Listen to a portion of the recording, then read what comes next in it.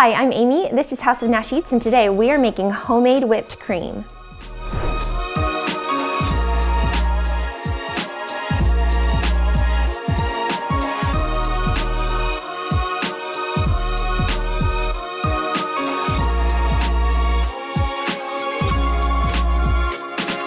All right, so to make homemade whipped cream, it's just 3 ingredients. And the main one that you really need to know about is you need heavy whipping cream or heavy cream. You can also use whipping cream, which it's sometimes labeled as that in the store, but it usually has a lower percentage of fat to it than heavy whipping cream. I just find that it's easiest and best to use heavy whipping cream or heavy cream for like the creamiest, best results. So a lot of times you'll see advice saying like you should use like chill your bowls and chill your beaters and things like that. I don't ever do that, but what I would say is don't use a bowl that's straight out of the dishwasher that's still warm. My bowl is nice and cool, it's just at room temperature, but it's kind of chilly in here. You can always chill your bowl first. I also definitely recommend using either a glass bowl or a metal bowl to do your homemade whipped cream. It will just whip up that much better and more easily, and you won't get rogue flavors from like plastic. So we're going to do 1.5 cups of heavy whipping cream. And this recipe, I'll leave a link below to the printable recipe that will help you follow along, but this makes the same amount that's in an 8-ounce tub of Cool Whip, but it just tastes a lot better. So we're gonna use 1.5 cups, and this is really cold cream that just came out of the fridge. And I'm going to add this to my stand mixer fitted with my whisk attachment. You could also use a hand mixer to do this. Whoa, and I've got it here. Usually I just use whatever I have on hand, what's most convenient. I prefer doing it in the stand mixer just because it's easiest for me, but both work just fine. You could actually even do this by hand. This is called chantilly cream, and in France, like, it's a tradition to whip it by hand. I mean, not for everybody, but it can be done. It's just a lot easier with some power.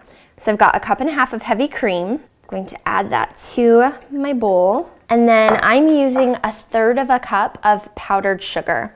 You can use less if you don't like your cream quite as sweet. You can use a little bit more if you want it really sweet, but I find that 1/3 cup is perfect for this amount of cream. And then I've got 1.5 teaspoons of vanilla extract. And because this is such a simple recipe, you want to use good quality ingredients. So good quality vanilla is really important.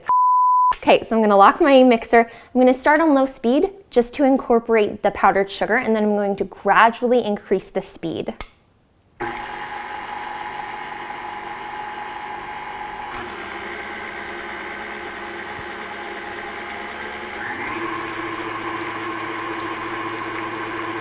Okay, once that powdered sugar starts to mix in, we're gonna increase the speed a little bit, and we're going to mix like 1 to 2 minutes. It kind of depends on your mixer and how fast you're going. So you're going to need to watch for hallmarks. Things like once it starts to thicken and increase in volume, what's happening is we're going to add air to the cream and it's going to make it fluff up. We're gonna go to about firm peaks and stop there, and I'll show you what it looks like. Okay, so you can see right here that the cream has mixed and it's not even at firm peaks yet.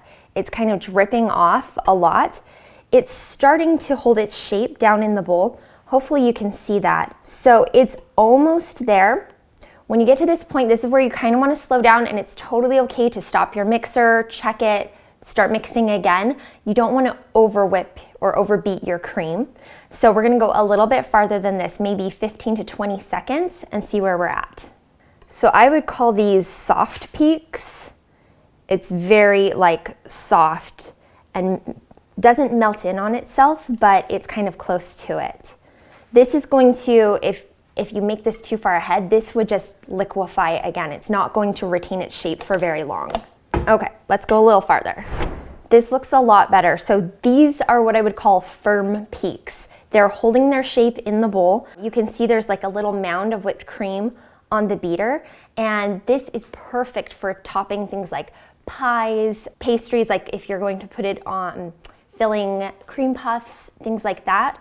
This is perfect for that. The puddings like banana pudding, jellos. I like these firm peaks rather than going too much farther beyond this. So we'll get in and get a really close shot so you can see kind of the consistency of what this looks like.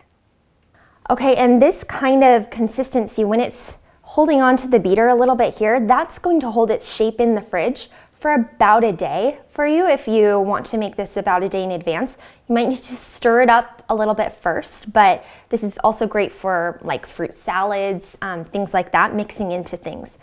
But you can actually go a little bit farther than this, maybe 10 to 15 seconds, stiffen it up just a little bit more, and it will hold its shape and actually be a pipeable whipped cream for you without quite turning it into butter. If you go too much farther, the whipped cream can start to break and it can turn into butter, so you don't want to go too far, but a little bit farther than this, and I'll show you how that's done. Okay, so I went another like 10 to 15 seconds, and you can see this cream is much thicker. It's still pretty smooth. This is not butter yet, but it's definitely a lot thicker, and this actually will hold its shape for 2 to 3 days in the fridge. You could even pipe this and it's going to hold swirls and things like that. So this is more of a stabilized whipped cream. It's not fully stabilized, which you could do with like unflavored gelatin, but this is still delicious whipped cream. You can use this in salads or on pies and pastries and things like that. If you go too far and you over whip your cream, you can save it usually by adding a tablespoon or 2 of cream to your whipped cream and just stirring that in gently until it smooths it all out, and so it's not quite so thick. This is how you make homemade whipped cream. Okay, so I'm just going to take this off and transfer it to a bowl so I can taste it with some strawberries. Now, I already mentioned this, but this makes 3 cups of whipped cream, and that's the same amount that you'll get in a tub of Cool Whip from the store.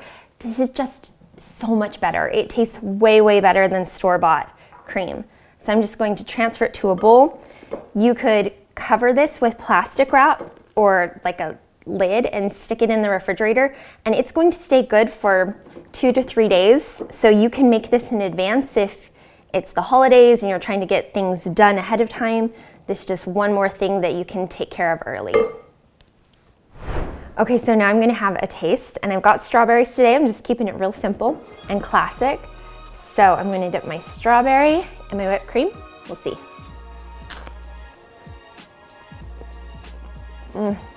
So much better than store-bought.